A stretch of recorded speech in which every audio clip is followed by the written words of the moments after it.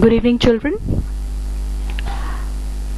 Today we're going to have the next topic in grammar, lesson number 7 of your English grammar book, countable and uncountable nouns. Now previously you have already studied about singular and plural nouns. Today we're going to take countable and uncountable nouns. Now what do you understand by the word countable? Countable means something which you can count, and uncountable means something very difficult to count or something which you cannot count.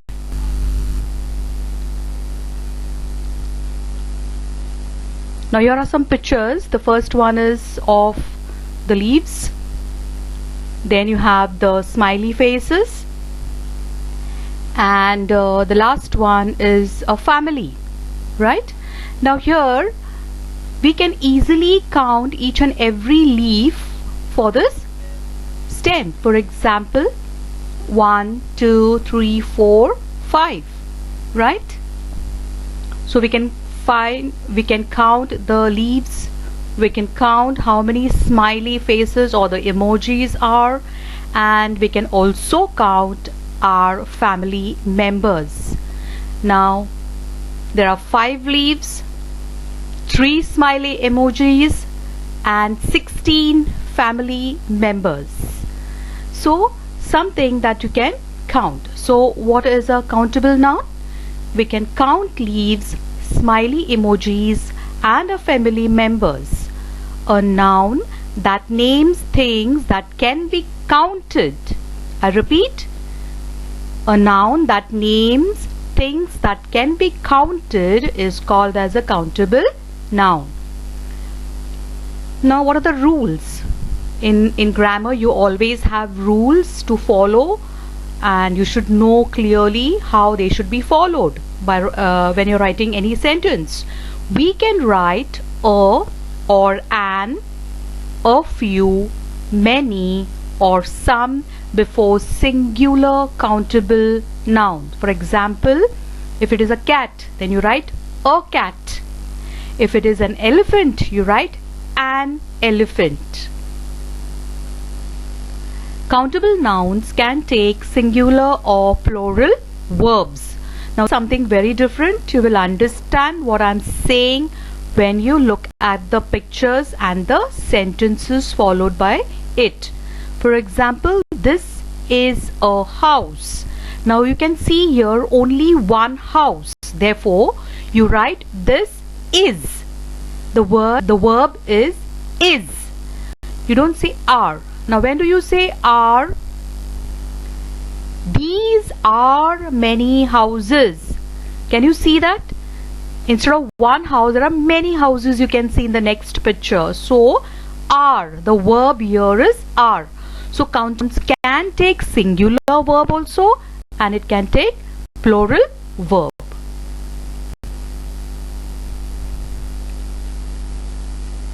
Now again here there are some pictures. The first picture is of a bottle of oil.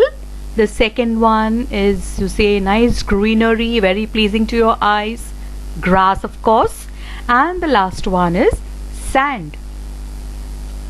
Now can you count oil? You can say, oh, how many oils can I give you? Can you say that? It's absolutely absurd. It sounds really absurd, because that is not the right way to say. How many oils? You can only measure oil, but you cannot count oil. So you cannot say how many oils do you want. It's wrong. Then the next picture is of grass. Can you count grass? It's just impossible. Even if you spend your full life in counting the grass all over the world, it's impossible to count each and every strand or each and every tuft of the grass. Then you have the last one. Again, something very, very impossible in the world is to count sand, the grains of sand. So it's very difficult. So what happens in such cases? But we cannot count. But can we count oil, grass and sand? No, we can't. A noun that names things that cannot be counted is called an uncountable nouns. We cannot write a or an before countable nouns. Obviously, you cannot say a oil, a grass or a sand because it is uncountable. Because it's many. You cannot write a and an as per the articles rule. But we can always say that we use much, a little, some, a lot of, and plenty of. So these are the different words which you can use before countable, uncountable noun. Okay, so these words you can easily use because these things, oil, grass, especially liquids, and something which you cannot count, these words come to use. For example, much, a little, some, a lot of, and a plenty of before uncountable nouns. Uncountable nouns do not have plural form. For example, you cannot say oils, you cannot say grasses, you cannot say sands. Okay.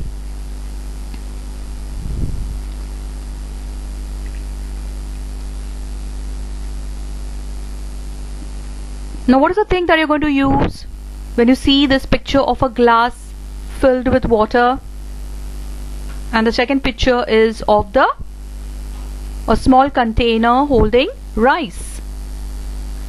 So there is dash in the glass. There is some water. There is some water in the glass. There is a plenty of rice in the vessel. So there is plenty of rice in the vessel. So you can use these words when it comes to uncountable nouns. Now let's exercise. The exercise here, you need to classify the following words into countable and uncountable noun. Now let us see what are the different words. These words are given in the bracket: eggs, salt, burger, carrots, milk, banana, cheese, watermelon, honey, flour, kerosene, and pencils. So these are the few words that I've selected. Now what you're going to do here is you are going to separate them. That's the meaning of the word to classify. Separate them into countable nouns and the other column will be uncountable nouns. So you need to form two columns, and in those two columns you are going to write which words comes under countable noun and which words come under uncountable nouns. So let's proceed further. There it goes. Here you have the two columns. One is the countable nouns and the second one is the uncountable nouns. Now let's see how we can divide these words and put them in the proper columns. That is the meaning of the word classify. Eggs. Eggs belong to which column? Can you count eggs? Yes. So it comes in the countable columns. There it goes. What about the next one? Next one is salt. Can you count salt? Impossible. So where should this word go?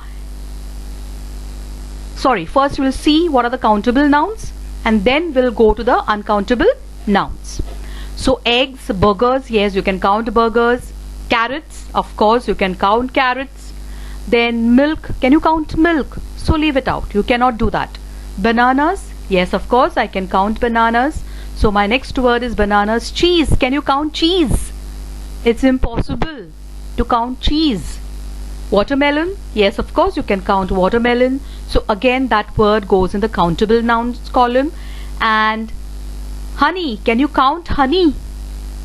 No, it's a semi-liquid, you cannot count, but you can always measure it. Flour, can you count flour?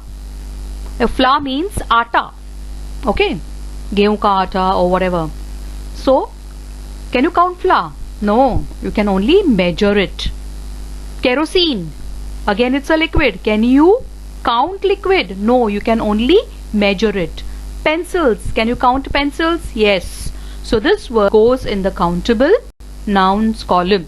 So these are the words how you must pick them out from the given lot and put them properly in their respective columns. So these things are all which you can count. Now which are the things which you cannot count?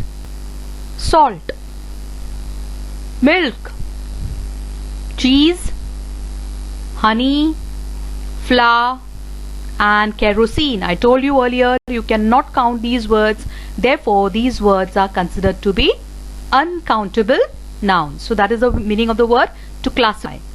Now here we have question number 2. Write C for countable nouns and UC for uncountable nouns. So this is the short form for countable is C, uncountable is U and C, uncountable.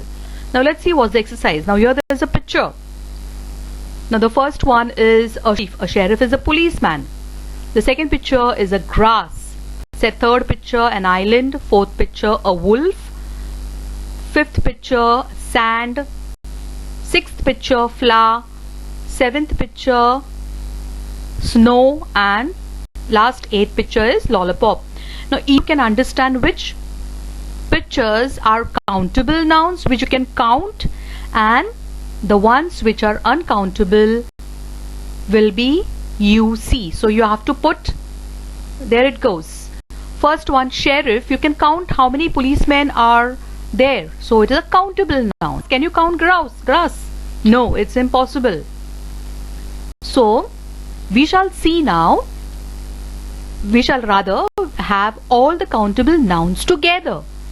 Okay, and name them C, C, C. So we're going to finish with the countable nouns first and then we shall go to the uncountable nouns. Wolves, you can count wolves. Sand, can you count sand? No. Flowers, yes of course you can count flowers, so it's a countable noun. Snow, can you count snow? Something which is impossible, so you cannot count snow, so leave it. Of course, how many lollipops you like to eat, you always count how many you have eaten. So all these words comes under countable nouns. Now let us see which words come under uncountable noun. Grass you cannot count, so it's an uncountable noun. Sand, again countable noun.